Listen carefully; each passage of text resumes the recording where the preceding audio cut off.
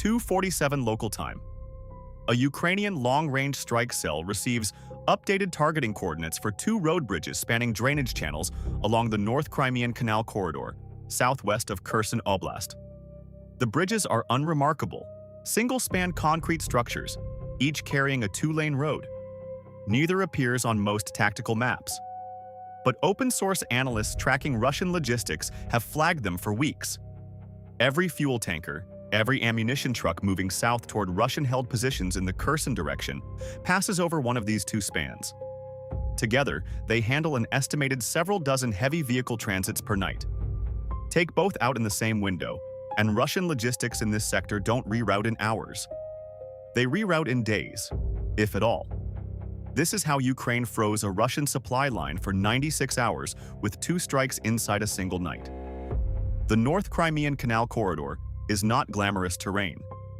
Flat agricultural land, drainage infrastructure, Soviet-era road networks built for agricultural machinery, not modern military logistics. But in the third year of this war, late 2025, early 2026, it's precisely this kind of unglamorous terrain that determines operational tempo in the south. Russian forces holding positions across the Kherson direction depend on ground supply routes feeding south from the left bank road network. Rail is limited. Air supply to forward positions is suppressed by Ukrainian air defense. That leaves road. And road means bridges. Ukraine's general staff has repeatedly described logistics interdiction as a core component of its long-range fire strategy. The logic is straightforward. You don't have to destroy a Russian armored unit to degrade its combat power. You destroy the fuel it runs on, the ammunition it fires, the food that sustains the soldiers inside it. Cut the supply line long enough, and the unit degrades on its own. Open-source analysts tracking this war have documented the pattern across dozens of strikes since 2022. The Kerch Bridge strikes. The repeated targeting of Antonivka rail bridge near Kherson in 2022. The consistent pressure on rear area logistics nodes throughout 2023, 2024, and into 2025. Each one follows the same principle. Find the choke point, strike it, force a detour. Measure the cost. The two bridges targeted in this operation are a textbook choke point. Ukrainian ISR, a combination of commercial satellite imagery, signal intelligence, and persistent drone reconnaissance, had built a detailed picture of Russian logistics patterns along this corridor over several weeks. The volume is consistent. The timing is predictable. Russian logistics operators, under pressure to move supplies at night to reduce exposure to Ukrainian drone observation, have settled into a rhythm that Ukrainian analysts can read. The convoys depart from staging areas north of the canal, transit the two bridges within a 2 to 3 hour window in the early morning, and disperse into covered positions before dawn. Night after night, the pattern holds. What this approach reveals is how much the war has matured. In 2022, Russian logistics operated with near impunity across much of the rear area. By late 2025, open-source tracking and Ukrainian ISR capability had so thoroughly mapped the supply architecture that predictable patterns, even minor ones, become vulnerabilities. The bridges were not secret. The convoys were not hidden. They were simply assumed to be safe because they hadn't been struck yet. That assumption is the vulnerability. Ukrainian targeting cells are working with a specific time window. Meteorological data shows a narrow period of reduced cloud cover in the early morning hours, critical for terminal guidance on precision munitions that rely on optical or GPS-assisted targeting. The window is approximately 90 minutes wide. Both bridges must be struck within it, or the second strike loses the simultaneity that makes the operation strategically meaningful. Strike one bridge and Russian logistics simply reroute to the other. Strike both inside the same window and there's no reroute. There's only a 140-kilometer detour on roads not designed for heavy military logistics. The Ukrainian long-range fires architecture available in this period, late 2025, early 2026, is substantially more capable than at the war's outset. Ukraine's general staff briefings have referenced the continued operational use of HIMARS, the High Mobility Artillery Rocket System, equipped with GMLRS rockets carrying a unitary warhead, accurate to within meters at ranges of approximately 70 kilometers.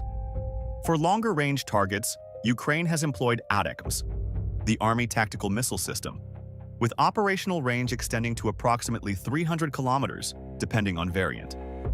Beyond American-supplied systems, Ukraine has developed and fielded an expanding inventory of domestically produced loitering munitions and long-range drones, some of which open-source analysts have tracked striking targets well beyond the front line.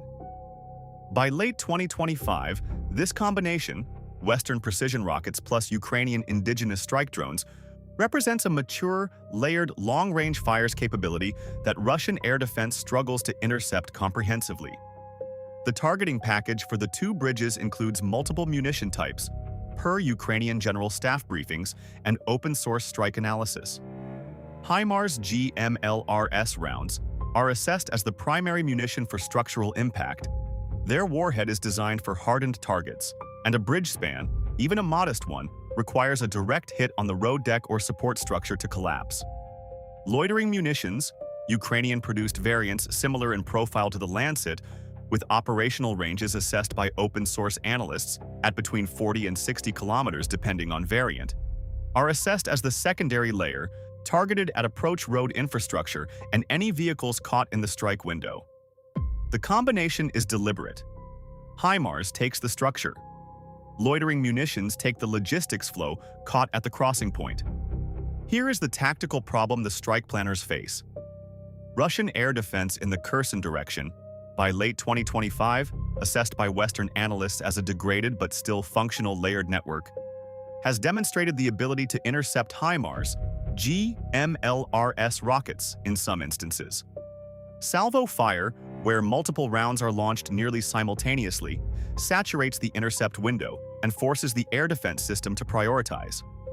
A single rocket can sometimes be engaged. 4 rockets arriving within seconds of each other on different computed trajectories are significantly harder to stop. Ukrainian doctrine, inferred from open-source strike pattern analysis, has evolved toward this salvo approach for high-priority fixed targets precisely because of Russian intercept capability. The question to carry through this next section: does salvo fire actually defeat the air defense layer on this night, or does Russian air defense manage a partial intercept? And what does that mean for the bridge? What's most surprising about this case is not that Ukraine can strike bridges at distance. It's that the targeting intelligence required to choose these 2 specific bridges, among dozens of potential interdiction points along the supply corridor, reflects a level of ISR integration that would have seemed implausible in the war's first months. Commercial satellite providers, Ukrainian military reconnaissance drones, signals intelligence, and open-source analyst networks have fused into a targeting architecture that identifies not just where the bridges are, but which ones carry the most critical logistics flow, on which nights, at what times.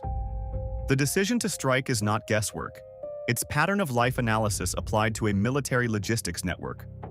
At approximately 0247, the first HIMARS salvo is assessed as launched from a position in Ukrainian-controlled territory. The grid is computed. The rockets are in flight.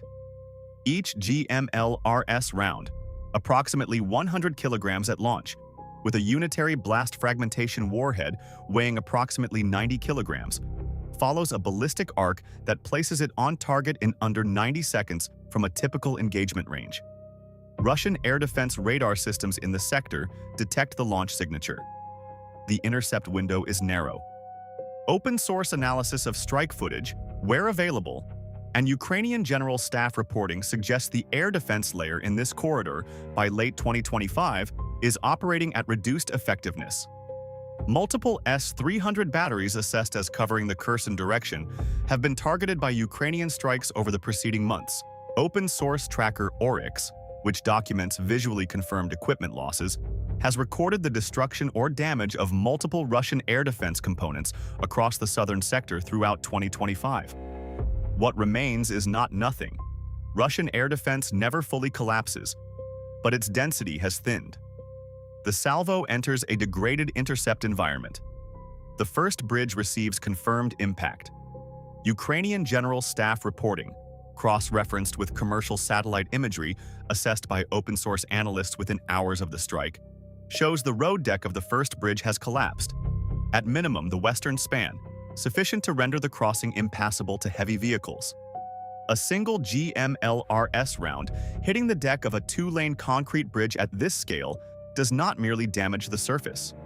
It disrupts the structural integrity of the span. For a vehicle weighing 20 to 40 tons, a fuel tanker, a T-72 logistics variant, an ammunition carrier, a collapsed deck is an absolute barrier. But here is the complication. The second bridge, approximately 4 kilometers northeast of the first, sits at the edge of the assessed effective range for this particular firing position. The targeting solution is within parameters. The probability of hit, per standard GMLRS accuracy modeling, is high. But the clock is running. The 90-minute meteorological window is closing, and Russian air defense, alerted by the first salvo, is adjusting. This is the problem the strike cell faces.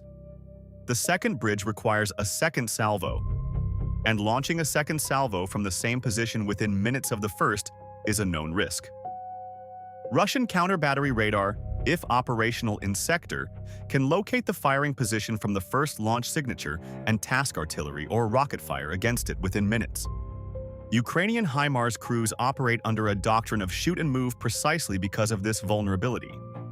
But move too far, and the second firing position may not have a valid shot on the second bridge within the time window. The crew has to make a decision. The decision, per open-source strike analysis consistent with Ukrainian operational doctrine, is to fire the second salvo from the original position before moving.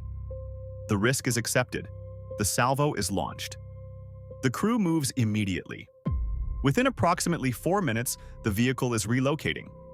This pattern repeats across the front, and it's worth understanding because it shows up everywhere. Subscribe. We break down a new frontline engagement every week. The doctrine lesson here is not unique to this bridge strike. It appears in HIMARS employment across the Zaporizhia sector, in the Donetsk strikes on Russian ammunition depots, in naval drone operations against Sevastopol. The principle is the same. Accept calibrated risk, execute inside a window, relocate. The second salvo lands on the second bridge at approximately 02:53, 6 minutes after the first confirmed impact. Commercial satellite imagery, assessed by open-source analysts and reported by Ukrainian monitoring channels, shows structural damage to the road deck of the second bridge consistent with direct impact by at least one GMLRS round. Whether both rounds in the salvo strike the structure or one impacts the approach road cannot be confirmed from available imagery. What is confirmed? The second bridge is rendered impassable to heavy vehicles. Both crossings are down. Within approximately 20 minutes, the first Russian logistics vehicles arrive at the crossings. These are convoys that departed their staging areas before the strikes, already in transit, moving south on a schedule they had run dozens of times before. The lead vehicle of the first convoy, a Ural 4320 logistics truck, standard Russian military logistics workhorse, stops at the edge of the first bridge. The road ends at a gap in the concrete. There is no passage.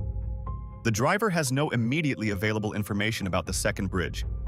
Standard Russian unit communications, as documented in intercepted radio traffic published by Ukrainian intelligence throughout this war, tend toward confusion and delayed reporting in situations of unexpected infrastructure failure. The column sits. The second convoy, approaching the second bridge from a different angle, finds the same situation. A collapsed deck, debris in the drainage channel below, no passage. By approximately 0430 local time, open-source tracking of Russian logistics activity in the sector, cross-referenced with signals monitoring, suggests both convoys have halted. No crossing occurs that night. The fuel and ammunition those vehicles carried does not reach its intended recipients. Put yourself in the position of the Russian logistics officer receiving these reports at sector headquarters. 2 bridges, both down, inside a 1-hour window. The standard contingency is to reroute. But the reroute in this sector, dictated by the road network and the geography of the canal corridor, adds approximately 140 kilometers to the transit. A round trip that took 6 hours now takes closer to 14. And those additional roads are not hardened logistics routes. They are agricultural tracks and secondary roads not designed for the axle loads of military heavy vehicles. Several such vehicles, in documented instances throughout this war's logistics operations, have become stuck or suffered mechanical failure on rerouted paths.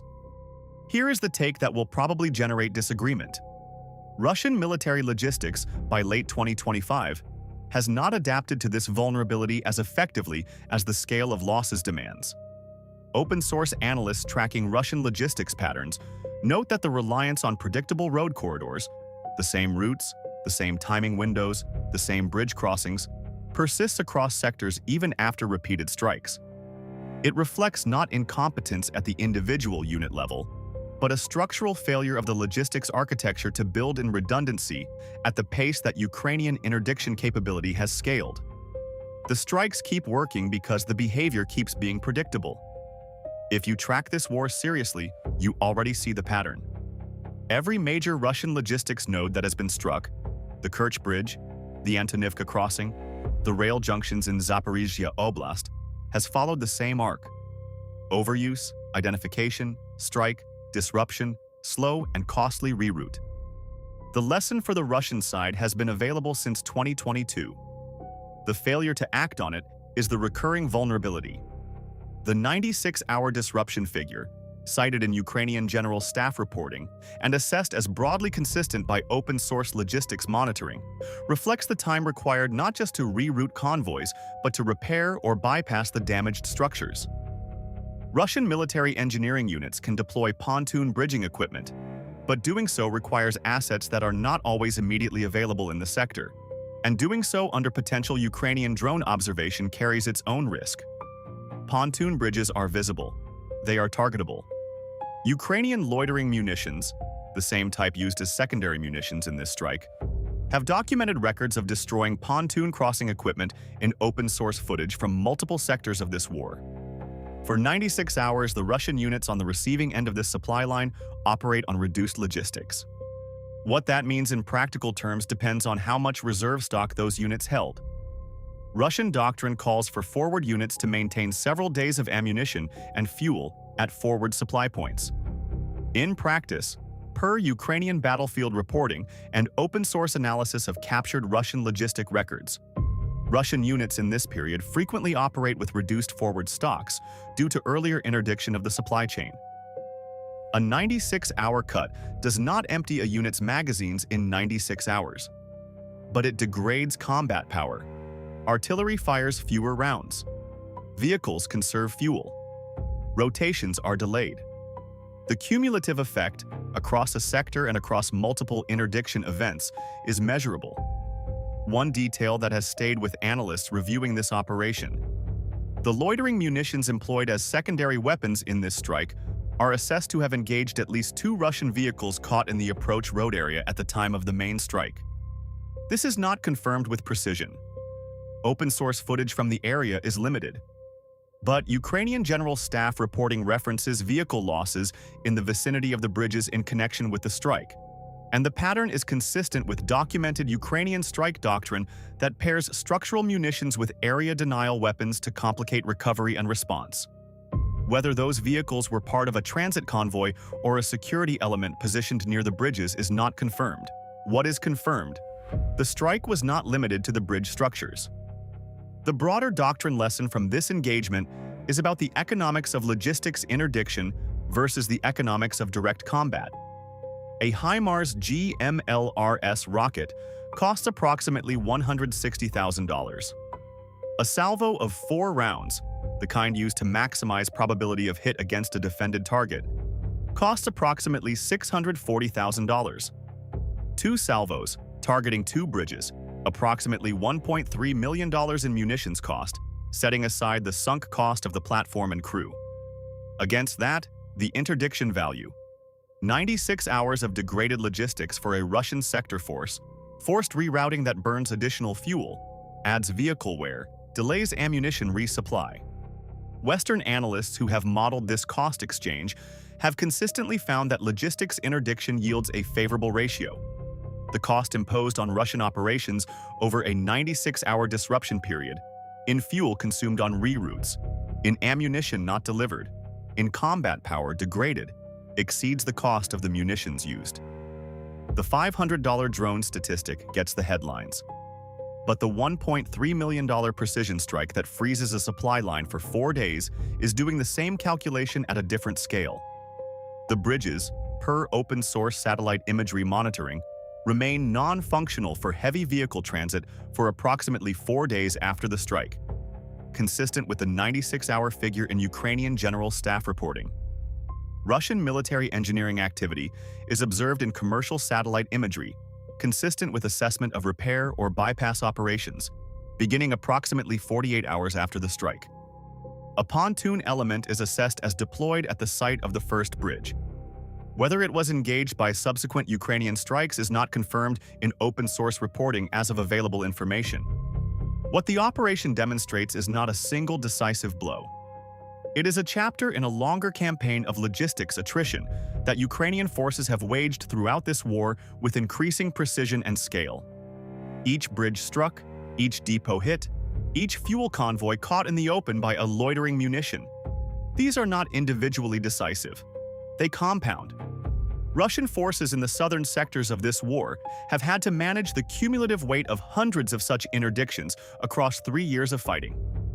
Oryx's open-source tracker, which documents visually confirmed Russian equipment losses, counts over 3,000 Russian tanks lost since 2022, a number that reflects not just direct combat, but the logistic failures that leave vehicles abandoned, out of fuel, or unable to receive replacement parts.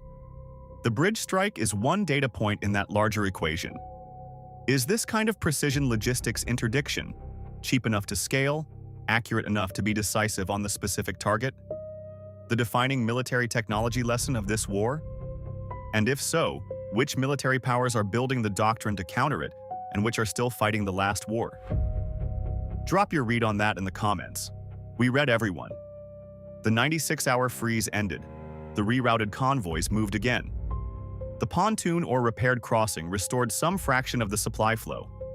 That is how this war works.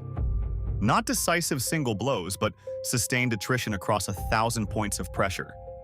2 unremarkable concrete bridges over drainage channels in the Kherson corridor.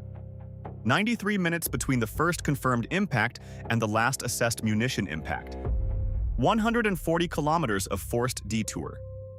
96 hours of degraded supply flow to a Russian sector force. And a firing crew, already relocated, already receiving the next targeting package. The math does not favor the side that needs the bridges more than it needs precision. And by late 2025, that is not the Ukrainian side.